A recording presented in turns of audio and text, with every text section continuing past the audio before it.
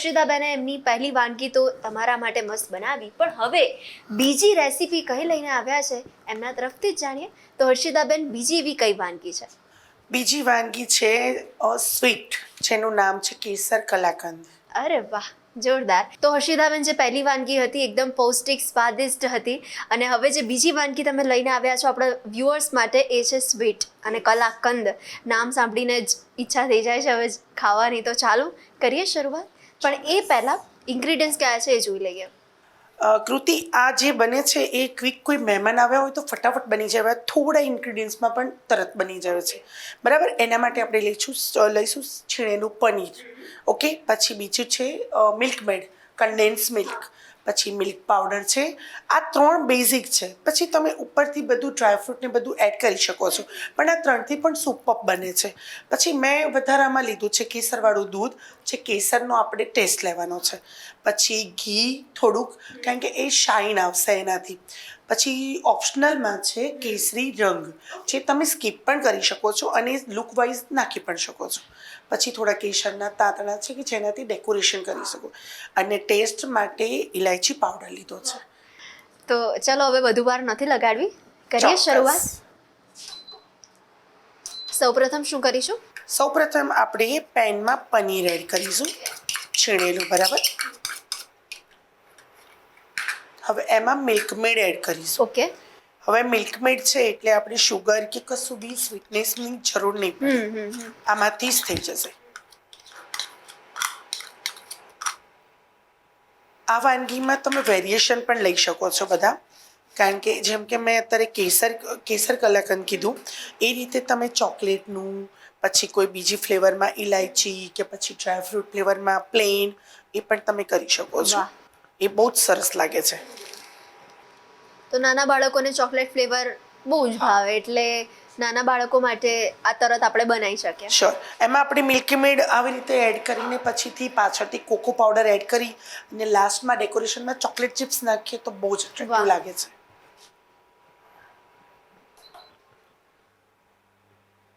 તો હવે Oreo shake ને બધા શેક તો આપણે પીતા હોઈએ, પણ જો આવું કંઈક નવું ટ્રાય કરવું હોય, કંઈક યુનિક, તો આપણે આ કલાકંદ. શ્યોર. ઓરિયો શેક હું કહું તો છોકરાઓને બહુ જ ગમશે, પણ મોટાઓને થોડું ટાઈમ લાગશે. નહીં, એ લોકો માટે આ બેસ્ટ ઓપ્શન છે. અને નાના મોટા બધાને બહુ જ સારું બિલકુલ. લાગશે. તો તમે રેગ્યુલરમાં સ્વીટ્સ પણ નવા બનાવતા હશો, તો એમાં તમારી ફેવરેટ સ્વીટ? ફેવરેટ સ્વીટ નહીં, મને સ્પાઇસી વધારે ગમે છે. પણ એકચ્યુઅલી કહું તો મારા હસબન્ડને બહુ સ્વીટ ભાવે છે, એટલે હું નવું સ્વીટમાં વેરિએશન કરતી હોઉં છું.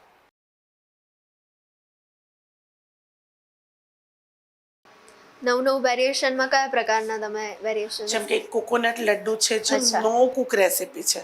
તમે આઈસિંગ સુગર, પછી કોકોનટ જે આવે છે પાવડર, અને એ બે મિક્સ કરીને એમાં મિલ્કમેડ એડ કરી અને કૂક કર્યા વગર પણ એના લડ્ડુ બનાવી શકો છો. અને ક્વિક એનો પ્રસાદ પણ બનાવી શકો છો. બહુ જ સરસ લાગે છે.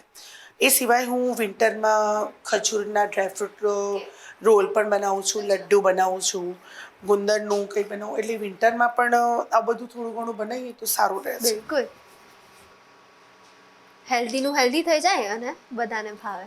હેલ્ધી તો ઠીક, પણ જાતે કર્યાનો જે આનંદ મળે છે એ કંઈક જુદો હોય છે. આનંદની સાથે સંતોષ પણ મળે. Yes, definitely. હવે આને કન્ટિન્યુ ચલાવીને થોડું થીક થવા દઈશું. ઓકે. જ્યારે આપણે આ બનાવતા હોઈએ ત્યારે પણ શું ધ્યાન રાખવાનું? આમાં મિલ્કમેડ હોવાથી થોડું જો કદાચ હીટ વધારે હોય તો ચોંટે, એટલે આપણે આને મીડિયમ તાપ ઉપર રાખી અને કોન્સ્ટન્ટ ચલાવતા રહેવાનું, કારણ કે મિલ્કમેડના લીધે ચોંટવાનો ભય રહે.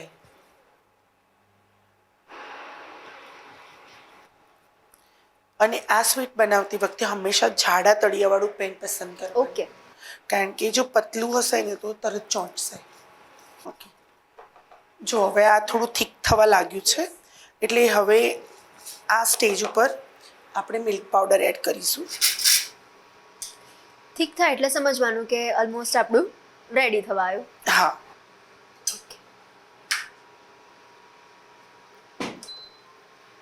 મિલ્ક પાવડર મિક્સ કરી દઈશું. ઓકે.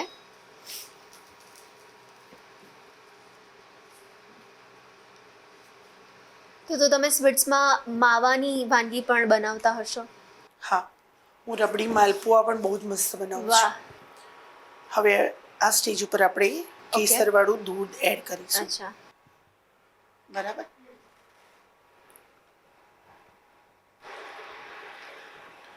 હવે એને મિક્સ કરીશું. ઓકે. જો મસ્ત કલર આવી ગયો ને. હવે જો આપણે ઘરમાં બનાવતા હોઈએ અને વધારે કલર આપણને પસંદ ના હોય તો આપણે સ્કીપ કરી શકીએ, પણ કદાચ મહેમાન માટે બનાવતા હોય તો એ લોકોને થોડું જોઈને ખાવાનું મન થાય, એના માટે આપણે થોડો કેસરી રંગ એડ કરી શકીએ. બિલકુલ.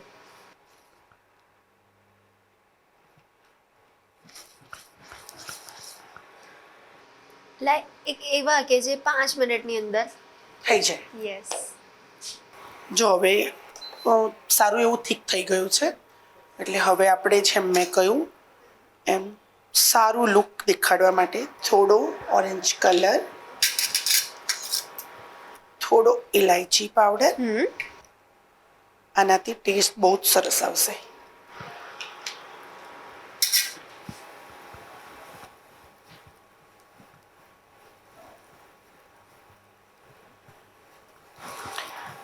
કલર ઉમેરવાથી બહારથી જ લાવ્યા હોય ને એવું સરસ લાગશે.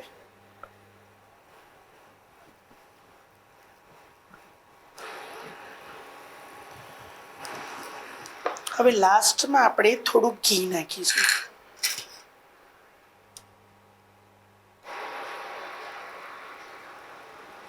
એનાથી શું થશે, આપણી સ્વીટમાં એક શાઇન આવશે.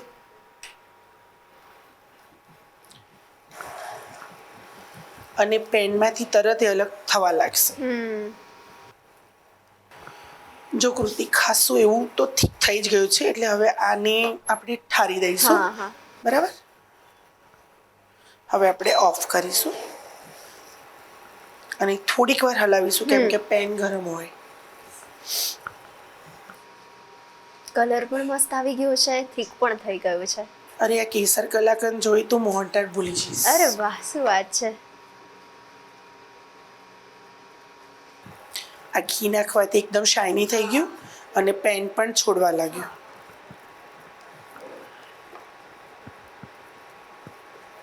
બરાબર. હવે આપણે એને ઠારી દઈશું. થોડું નીચે ઘી લગાવી લઈશું.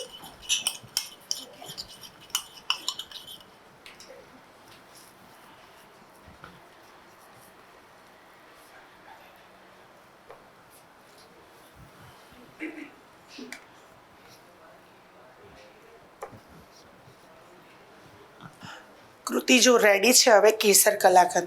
જોઈને જ ખાવાનું મન થશે, જોઈ લે. બિલકુલ. તો હર્ષિતાબેન, તમે કહ્યું એ જ પ્રમાણે કે જોઈને જ ખાવાની ઈચ્છા થઈ રહી છે, એવા કેસર કલાકંદ તમે દર્શક મિત્રો સુધી પહોંચાડ્યા છે, તે બદલ આપનો ખૂબ ખૂબ આભાર. તો દર્શક મિત્રો, તમને પણ જો સ્વીટ ખાવાની ઈચ્છા થઈ છે અને એ પણ તમને 5 કે 10 મિનિટની અંદર જ બની જાય એવું જોઈએ છે, તો આ તમારા માટે બેસ્ટ ઓપ્શન છે. તો બનાવો કેસર કલાકંદ અને પછી અમને કહો કે કેવી લાગી વાનગી. તો દર્શક મિત્રો, તમને પણ અવનવી વાનગી બનાવવાનો શોખ છે તો તમે પણ બની શકો છો મંતવ્ય ન્યૂઝના વાનગી રસોડાના નવા મહેમાન. પણ એના માટે તમારે તમારું નામ, શહેરનું નામ, તમારા રેસીપીની રીત અને રેસીપીનો સરસ મજાનો ફોટો અમને મોકલી આપવાનો છે. અમારી ટીમ તમારો સંપર્ક કરશે. તો મળીએ છે વાનગીના રસોડે નેક્સ્ટ એપિસોડમાં અઢળક વાતોની સાથે, નવા મહેમાનની સાથે. ત્યાં સુધી મને રજા આપશો. Title sponsored by LG Bandhani Hing, Essence of Authentic Taste since 1894, co-presented by Mother's Recipe, પ્રેમનો સ્વાદ. નમસ્કાર. કેસર કલાકંદની સામગ્રી: પનીર, મિલ્કમેડ, મિલ્ક પાવડર, ઘી, કેસર, દૂધ, ઓરેન્જ કલર, સેફ્રોન, ઇલાયચી, ડ્રાય ફ્રૂટ.